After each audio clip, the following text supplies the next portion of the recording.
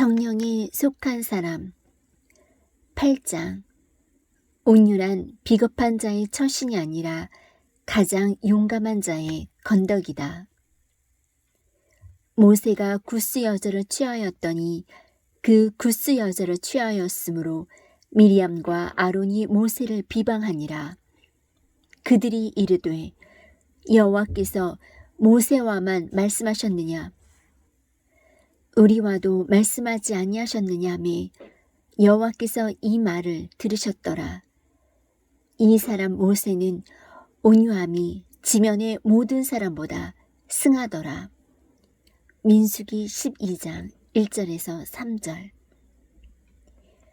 우리가 참된 그리스도인이 되기 위해서 반드시 고백해야 할 기독교의 가장 중요한 교리가 있는데 그것은 예수님이 하나님이시다 하는 고백입니다. 예수 그리스도가 바로 전지전능하신 하나님 자신이라는 것입니다. 제가 막 예수 믿고 나서 어린 그리스도인이었을 때 이 교리를 이해하려고 애를 썼는데 어떤 이미지에 혼란이 와서 무척 어려웠습니다. 무슨 말이냐 하면 우리가 크리스마스 시즌이 되면 구유에 누인 아기 예수를 찬미하는데 저에게는 그 구유에 누인 아기와 전능하신 하나님의 이미지가 연결되지 않았던 것입니다. 세월이 흘러갈수록 저는 이것이 기독교 신앙의 신비 중에 신비라는 사실을 확인하게 되었습니다. 그래서 한 신학자는 이런 말을 했습니다. 성육신의 사건이야말로 연약함과 부드러움 속에 나타나신 하나님의 강함의 역설이다. 누가 이 구유에 누인 어린아이에게 위협을 느낄 수 있겠습니까? 누구나 쉽게 접근할 수 있도록 아기의 모습으로 오신 예수님. 바로 이 아기에게서 우리는 하나님의 진정한 지혜와 능력을 확인하게 됩니다. 저는 이것이 크리스마스의 신비라고 생각합니다. 바로 이 아기 예수가 자라나서 팔레스타인의 고단한 민중들을 바라보며 이런 놀라운 초청을 하십니다.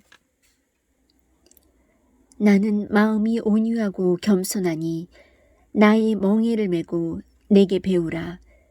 그러면 너희 마음이 쉼을 얻으리니. 저는 크리스마스의 예수, 아기로 오신 예수, 그 예수에게서 볼 수 있는 온유함이야말로 우리 그리스도인들이 평생을 걸고 달성해야 할 인격의 소중한 열매라고 생각합니다. 갈라디아서 5장 22절에서 바울은 성령의 열매에 대해 말하면서 온유를 8번째로 언급합니다. 온유란 진정 무엇일까요? 저는 온유함의 본질을 알기 위해서는 예수님을 공부하는 것이 제일 좋다고 생각합니다. 그런데 왠지 하나님이신 그분과 우리 사이에는 어떤 거리감이 느껴집니다. 이 장에서는 예수님이 오시기 훨씬 전에 예수 그리스도의 오심을 준비하기 위해 이 땅에 온 하나님의 놀라운 선지자 모세의 삶에 나타난 한 사건을 통해서 온유함의 본질이 무엇인지 생각해 보겠습니다. 재혼 문제를 둘러싸고. 본문은 모세의 재혼 문제를 중심으로 일어났던 에피소드입니다. 모세의 첫 번째 아내는 미디안 제사장 이드로의 딸 십보라였습니다. 이스라엘 사람 편에서 볼 때는 모세가 국제 결혼을 했다고 할 수 있습니다. 아마도 본문의 사건은 십보라가 죽고 나서 모세의 재혼 문제를 둘러싸고 일어났던 사건이었을 것입니다. 본문은 이렇게 시작합니다. 모세가 구스 여자를 취하였더니 구스란 말은 이디오피아를 말합니다. 구스란 말은 이디오피아를 말합니다. 이스라엘의 유명한 역사가인 요세푸스는 자신의 연대기에서 모세가 이디오피아 공주와 결혼했다는 기록을 남기고 있습니다. 그런데 그것이 역사적으로 얼마나 정확히 고증될 수 있는지는 모르겠습니다. 어쨌든 모세가 재혼을 하면서 또 한 번의 국제 결혼을 했다는 것은 사실입니다. 그런데 이 사건 때문에 가족들 사이에 논쟁이 벌어집니다. 본문 1절을 보십시오. 모세가 구스 여자를 취하였더니 이 구스 여자를 취하였으므로 미리암과 아론이 모세를 비방하니라. 미리암은 모세의 누나이고 아론은 모세의 형입니다. 가족들이 모세의 재혼을 싫어해서 비방한 것입니다. 미리암이 먼저 언급된 것을 보면 미리암이 주도적으로 비방하지 않았을까 생각합니다. 아마도 내가 첫 부인도 외국 사람을 얻더니 재혼하면서도 외국 사람을 얻니? 하면서 비방하지 않았을까 합니다. 모세가 어떤 대답을 했을까요? 모세의 대답은 본문에 나와 있지 않습니다. 그런데 2절에 보면 그들이 이르되 여호와께서 모세와만 말씀하셨느냐고 하는 9절이 나옵니다. 미리암과 아론이 따지듯이 하는 이 말로 미루어 보건대 아마도 모세가 형과 누나의 비방을 듣고 이렇게 말했던 것 같습니다. 저도 고민 많이 했어요. 또 외국 여자를 얻어야 하는지 어떤지 고민이 되어서 하나님께 기도했어요. 그랬더니 하나님이 이 여인과 결혼하는 것이 하나님의 뜻이라고 말씀해 주셨어요. 그래서 저는 확신을 갖게 된 거라고요. 그러자 미리암과 아론이 하나님이 너에게 그런 말씀을 하셨다면 우리들에게는 왜 말씀하시지 않았겠느냐 하면서 따지고 든 것 같습니다. 특별히 미리암이 이 논쟁을 주도적으로 이끌었을 것 같은데 아마도 신우의 올케 관계의 미묘함이 작용해서 그러지 않았을까 추측해 봅니다. 한 걸음 더 나아가서 이스라엘 백성들이 애굽 땅에서 나온 후에 가나안 땅을 향해 가는 과정에서 모세가 지도자 역할을 담당하고 미리암과 아론이 조력자 역할을 했는데 미리암의 마음속에 어떤 불만이 있었는지도 모르겠습니다. 백성들의 초점이 모두 모세에게만 모아지니까 미리암의 입장에서는 자신도 지도자 역할을 해보고 싶다는 마음이 있었을 법합니다. 홍해를 건너고 난 후에 미리암이 주도적으로 찬양의 축제를 벌였던 것을 보면 그녀도 보통 성격은 아니었던 것 같습니다. 그녀의 마음속에 있던 모세에 대한 이런 불만이 이 재혼 사건을 통해서 분출되었을 가능성이 있습니다. 여하튼 형제들의 비방에 대해서 모세가 어떤 반응을 보였는지 본문은 말하지 않습니다. 모세는 조용히 침묵을 지켰을 가능성이 큽니다. 형제들의 비방과 비난에도 불구하고 침묵을 지키는 모세의 모습을 보면서 하나님이 3절과 같은 판단을 하시지 않았을까요? 이 사람 모세는 온유함이 지면의 모든 사람보다 승하더라. 모세가 지상의 어떤 사람보다 온유함이 뛰어난 사람이라고 하나님이 말씀하십니다. 모세의 온유함, 그 본질은 무엇입니까? 원수 갚는 것은 내게 있으니. 먼저 온유는 분노의 감정을 다스리는 것이라고 생각합니다. 온유를 헬라어로 프라우테스라고 하는데 이 단어는 본래 중동 지방에서 사나운 들짐승이 가축으로 자라 그 성질이 길들여진 상태를 가리키는 말이었습니다. 그러니까 이 단어가 가진 가장 중요한 핵심 의미는 잘 다스려졌다는 뜻입니다. 고대 철학자인 아리스토텔레스는 온유함의 덕을 정의하면서 다음과 같은 고전적 정의를 내렸습니다. 온유란 분노와 무관심 사이에 존재하는 절제된 중용의 감정이다. 저는 이 말이 온유를 아주 훌륭하게 표현하고 있다고 생각합니다. 화가 났을 때 우리들 대부분의 반응은 둘 중에 하나입니다. 분노를 폭발시키든가 그렇지 않으면 아예 화가 난 대상이나 사건을 모른 척하고 살든가 하는 것입니다. 무관심은 일종의 도피입니다. 도피한다고 해결되는 것은 아닙니다. 그렇게 함으로써 고통을 외면해 보려는 것이지요. 그러나 진정한 온유란 무관심이 아닙니다. 그렇다고 분노를 폭발하는 것도 아닙니다. 이 분노와 무관심 사이에 존재하는 치우치지 않은 어떤 절제된 감정, 그것이 바로 온유함입니다. 본문의 사건을 보면 모세는 분노를 폭발시키지도 않았고 그렇다고 모른 척하지도 않았습니다. 그는 자신의 감정을 잘 다스릴 수 있었습니다. 모세가 이런 상황에서 자신의 감정을 다스릴 수 있었던 비밀은 도대체 무엇일까요? 본문에는 나와 있지 않지만 4절 이하의 내용을 보면 모세가 하나님과 대화하는 장면이 나옵니다.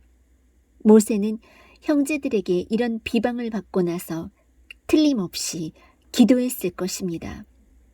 그가 하나님을 바라보았던 것입니다. 모세는 아마도 이렇게 기도했을 것입니다. 하나님, 저 억울해요. 그러나 하나님은 사실을 아시잖아요. 저는 아무것도 안 할 거예요. 하나님이 어떻게 좀 해주세요. 저는 이런 모세의 태도야말로 하나님의 자녀다운 태도라고 생각합니다. 우리가 인간관계에서 상처를 받았을 때 혹은 우리 삶 가운데 원수가 생겼을 때 성경은 우리가 그 원수를 어떻게 대해야 한다고 말씀합니까? 구약에서 신약에 이르기까지 성경이 매우 일관성 있게 강조하고 있는 중요한 원리 중 하나는 내가 직접 원수 갚지 말라. 대신 하나님의 진노하심에 맡기라 하는 것입니다. 모세가 하나님께 그 문제를 맡기자 하나님이 간섭하셔서 일하십니다. 결국 미리암이 어떻게 되었습니까? 문둥병자가 되었습니다. 하나님이 신임하는 종을 비방하였기에 하나님이 진노하신 것입니다. 우리가 억울하거나 고통스러운 일을 당할 때 해야 하는 가장 중요한 일은 하나님을 바라보는 것입니다. 전능하고 공의로우신 하나님을 바라보며 그분이 일하실 것을 믿을 때 우리는 자신의 감정을 통제할 수 있는 여유를 갖게 됩니다. 그때 우리의 인격에 형성될 수 있는 덕목이 바로 온유함입니다. 종소리의 여운을 넘어서 분노의 감정을 다스리는 것을 온유라고 했는데 어찌 보면 이것은 온유의 소극적인 면이라고 할 수 있습니다. 분노의 감정을 잘 다스리는 것, 물론 필요한 일이고 중요합니다. 그러나 거기서 그쳐서는 안 됩니다. 한 걸음 더 나아가 상대를 용서하는 자리에까지 이르러야 합니다. 만약 우리가 상대를 용서하지 않는다면 우리 안에 보복의 마음이 들끓게 될 것이고 언젠가는 그것이 폭발할 것입니다. 본문을 보면서 아주 인상적인 것은 모세의 행동에 보복의 의지가 전혀 나타나지 않는다는 점입니다. 앞에서도 언급했듯이 모세가 이 사건을 경험하면서 취한 유일한 행동이 있었다면 그것은 기도하는 것이었습니다. 기도하는 순간 용서가 시작됩니다. 당신에게 정말 용서하기 어려운 대상이 있습니까? 그렇다면 당신이 할 일이 있습니다. 바로 기도하는 것입니다. 그를 위해 기도하기 시작하면 당신 안에 용서할 수 있는 에너지가 솟아오를 것입니다. 기도가 용서의 시작인 것입니다. 기도하면 용서할 수 있습니다.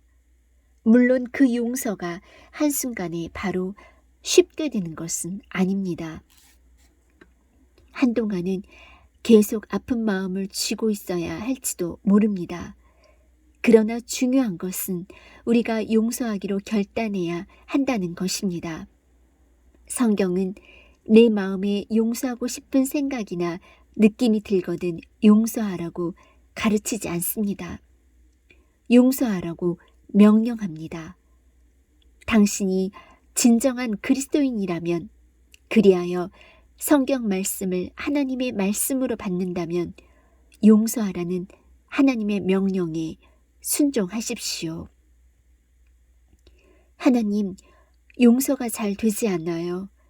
그러나 용서하라고 하셨으니 용서하기로 제 마음을 결단합니다.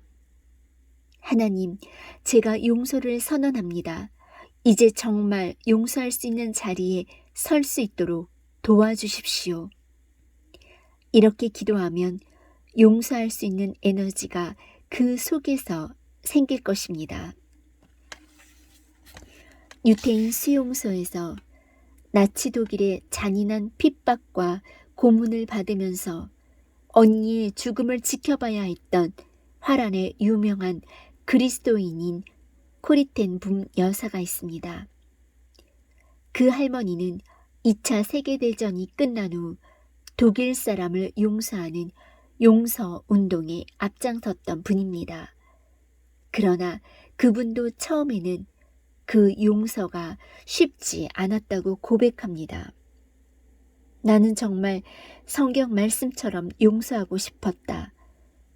그러나 실제로 내 삶 속에 용서가 행동으로 나타나는 것은 쉽지 않은 일이었다. 용서하는 일이 너무나 어렵게 느껴지자 여사는 자신이 출석하던 교회의 목사님을 찾아갔습니다. 목사님, 제가 정말 독일 사람들을 마음으로부터 용서하기 원했고 실제로 용서한다고 선언했어요. 그런데도 제 마음에서 그들에 대한 미움이 가시지 않습니다. 어떻게 하면 좋을까요? 목사님이 한참 얘기하다가 코리텐 붐에게 이렇게 얘기했습니다. 자매님, 지금 교회 종칠 시간이 됐는데 저를 따라오시겠어요? 그래서 둘이 교회 종탑으로 올라갔습니다. 목사님은 줄을 잡아당겨서 종을 10번 치고 줄을 놓으면서 이렇게 말했습니다. 코리자매님, 제가 이 종을 다 쳤거든요. 그리고 줄을 놓았어요. 그런데도 종이 아직까지 울리고 있지요. 제가 종을 그만 치겠다고 선언했음에도 불구하고 이 종소리는 한동안 계속 울립니다. 그러나 보세요. 지금은 그 소리가 다 그쳤지요? 자매님, 자매님이 용서를 선언했으면 이제는 기다리세요. 주님이 일하실 것입니다. 그리고 자매님은 마침내 자유하게 될 것입니다. 중요한 것은 우리가 하나님의 말씀 앞에 순종하는 것입니다. 일단 용서를 결단하십시오. 당신에게 어떤 고통과 상처를 준 사람이 있다면 그 사람을 용서하기로 선언하십시오. 그것이 하나님이 요구하시는 바입니다. 그리고 그것이 바로 우리 주님이 보여주셨던 모본이 아니겠습니까? 주님이 십자가에 못 박히셨을 때 자기를 못 박았던 사람들을 내려다 보시면서 어떻게 기도하셨습니까? 아버지여, 저희를 사하여 주옵소서. 자기의 하는 것을 알지 못함이니이다. 우리가 바로 그 예수 그리스도의 제자라면 우리에게 상처와 고통을 준 사람들을 향하여 용서를 선언해야 할 것입니다. 그것이 바로 온유의 용기입니다. 축복, 진정한 용서의 열매. 온유의 그 다음 단계는 우리가 용서한 그 사람을 축복하는 것입니다. 우리가 상대방을 정말 깨끗이 용서했다면 마음으로부터 그를 축복할 수 있어야 합니다. 그것이 본문에서 모세가 보여주었던 모본입니다. 민수기 12장 13절 말씀을 보십시오. 모세가 여호와께 부르짖어 가로되 하나님이여 원컨대 그를 고쳐주옵소서. 모세가 누이 미리암을 위해서 기도합니다. 진정한 용서는 상대방을 온전히 회복시켜 줄 수 있는 것이어야 합니다. 어떤 사람이 나를 공격하고 비판하면 나는 상처를 받습니다. 그러나 나만 상처를 받는 것이 아닙니다. 사실은 나를 비판하고 공격했던 그 사람에게도 상처가 있습니다. 그래서 그를 회복시켜 주어야 합니다. 내가 그를 위해 축복하며 기도할 때 그 사람은 온전히 회복될 수 있습니다. 그것이 진정한 온유의 열매입니다. 어느 날 잡지를 읽다가 이스라엘 외교사에 있었다는 감동적인 이야기 한 편을 접하게 되었는데 지금도 그 이야기가 생생하게 기억납니다. 이스라엘은 항상 시리아, 레바논, 이집트 등 주변국들과 불편한 관계를 맺고 있습니다. 지금도 마찬가지입니다. 이 이야기는 제리 레빈이라는 사람이 레바논 주재 이스라엘 외교관으로 근무하고 있었을 때의 일입니다. 한 번은 이스라엘과 레바논의 관계가 악화되어 레바논이 이스라엘에 선전포고를 하게 되었습니다. 그래서 전쟁이 일어났고 레바논에서는 이스라엘의 외교관인 제리 레빈을 인질로 잡았습니다.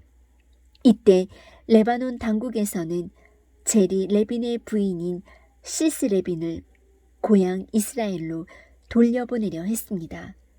그런데 이 시스 레빈이라는 여자가 자기 조국으로 돌아가기를 거부합니다. 남편이 잡혀있는 곳에 함께 있겠다고 고집했던 것입니다. 그래서 부인도 레바논에 남게 되었습니다. 전쟁은 그칠 줄 모르고 남편은 감옥에 갇혀서 언제 죽을지 모르는 이 상황에서도 시스 레빈 부인은 전에 늘 해오던 대로 매일 아침 레바논의 유치원에 가서 온종일 열심히 아이들을 가르쳤습니다. 마치 아무 일도 일어나지 않은 것처럼 말입니다. 또 저녁 시간에는 일주일에 2-3번씩 치매 노인들을 돌보아주는 곳에 가서 그들을 위해 성심껏 봉사했습니다. 이 시스 레빈을 따라다니던 레바논의 경찰들이 그 모습을 보고 마음에 감동을 받았습니다. 그래서 그 사실을 상부에 보고했습니다. 그러자 레바논 당국에서도 인질로 잡고 있는 제리 레빈을 잘 돌봐주라는 특별 명령을 내렸습니다. 한편 제리 레빈은 조국 이스라엘을 대표해서 레바논 당국을 설득하며 계속해서 평화를 이끌어내기 위해 노력했습니다. 그러자 상황이 조금씩 호전되었고 드디어 양국 간 평화 협정을 맺기로 결정되었습니다. 크리스마스 날 아침 레바논 정부는 제리 레빈을 석방하고 평화협정에 서명했습니다. 이 사건 직후에 이스라엘 사람들은 제리 레빈과 그 부인의 공로를 높이 사면서 이런 기록을 남겼습니다. 레바논 정부의 관리들을 감동시켰던 시슬 레빈 부인의 그 순수한 섬김, 그것이 양국 간의 평화 협정이라는 아름다운 열매를 맺게 했다. 저는 이것이 바로 우리 그리스도인이 할 일이라고 생각합니다. 로마서 12장 19절에 보면 원수 갚는 것이 내게 있으니 내가 갚으리라고 주께서 말씀하시니라고 했습니다. 그리고 그 다음 구절이 무엇입니까? 내 원수가 줄이거든 먹이고 목마르거든 마시오라. 다시 말하면 원수를 갚지 않겠다는 것으로 끝내지 말고 한 걸음 더 나가서 원수를 축복하라는 말입니다. 그럴 때 우리는 상대의 머리에 숯불을 쌓아놓는 셈이 되며 결국은 선으로 악을 이기게 될 것입니다. 변명하는 자들을 위하여 제가 온유에 대한 말씀을 나누면서 권면할 때 어떤 분은 목사님, 저는 천성이 온유하지 못해서 안 될 것 같아요 라고 말씀하십니다. 그러나 모세의 경우를 생각해 보십시오. 모세가 천성이 온유했던 사람입니까? 성경에 나타난 모세의 모습을 볼 때 전혀 그렇지 않았던 것 같습니다. 어떤 증거가 있습니까? 예를 들어서 모세가 애굽에 있을 때 자기 동족이 애굽 사람들에게 핍박받는 광경을 보고 화가 나서 애굽 관리를 쳐 죽인 일이 있습니다. 분을 참지 못하고 혈기를 부리는 모세의 모습 속에서 천성적인 온유함을 발견하기란 어려운 일입니다. 모세는 열정적인 사람이었습니다. 어떤 의미에서는 성질이 급한 사람이기도 했습니다. 그런데 본문에서 하나님은 그를 지상의 어떤 사람보다도 온유한 자라고 말씀하십니다. 모세의 성품이 이렇게 변화된 계기는 무엇입니까? 아마도 그가 하나님께 기도하면서 그 인격이 점차 다듬어졌기 때문일 것입니다. 그렇다고 해서 모세가 완벽한 성자가 된 것은 아닙니다. 이후에도 모세가 화를 참지 못하고 실수하는 장면이 나옵니다. 이스라엘 백성을 이끌고 광야길을 가는 중에 그들이 모세에게 목마르다고 불평을 합니다. 전에도 반석에서 물을 낸 적이 있는데도 또 불평을 하니까 모세는 화가 났습니다. 그래서 하나님의 말씀하신 대로 반석을 향하여 명령하지 않고 지팡이를 들어서 반석을 쳤습니다. 결국 반석에서 물이 나오긴 했지만 이 일로 모세는 가나안에 들어가지 못하게 됩니다. 제가 모세였다면 이 장면에서 무척 억울했을 것 같습니다. 하나님 너무하십니다. 제가 여기까지 백성들을 인도한 공로가 있지 않습니까? 한 번 화를 냈기로써니 그것 때문에 가나안에 안 들여보내신다니 너무 억울합니다. 하면서 따졌을 것 같습니다. 성경에는 모세의 반응이 전혀 기록되어 있지 않습니다. 저는 이 순간에 모세가 자신의 실수를 깨달았다고 생각합니다. 하나님, 그래요. 제가 또 실수했습니다. 참 미안합니다. 하면서 곧장 온유함의 자리로 다시 돌아갔을 거라고 생각합니다. 모세는 완벽한 사람은 아니었습니다. 그러나 분명히 처음과는 다른 성품으로 점차 변해갔습니다. 그리고 마침내 그 온유함이 성경에 기록되고 하나님의 인정을 받기에 이릅니다. 왜 하나님은 온유의 성품을 중요하게 생각하실까요? 온유한 사람이라야 하나님이 쓰실 수 있기 때문입니다. 온유함이란 감정이 다스려진 것을 말합니다. 당신이 회사 사장이라면 일꾼을 쓸 때 어떤 사람이 제일 다루기 힘들 것 같습니까? 감정이 불안정해서 언제 어떻게 변할지 모르는 사람입니다. 그런 사람에게는 일을 맡길 수가 없습니다. 하나님도 마찬가지입니다. 그분의 쓰임을 받을 만한 사람은 온유한 사람이어야 합니다. 하나님은 모세를 그런 사람으로 보시고 위대한 과업을 맡기신 것입니다. 예수님이 어떻게 말씀하십니까? 온유한 자는 복이 있나니 저희가 땅을 기업으로 받을 것이며, 예수님은 유약한 모습으로 십자가에 달리셨습니다. 그러나 무력으로 예수님을 십자가에 매달았던 로마 제국은 얼마 안 가서 무너지고 맙니다. 그러나 십자가에 달리셨던 그 예수님은 어떻습니까? 지금도 수많은 사람들의 가슴과 영혼에 감동을 주고 그들의 인생을 바꾸고 계시지 않습니까?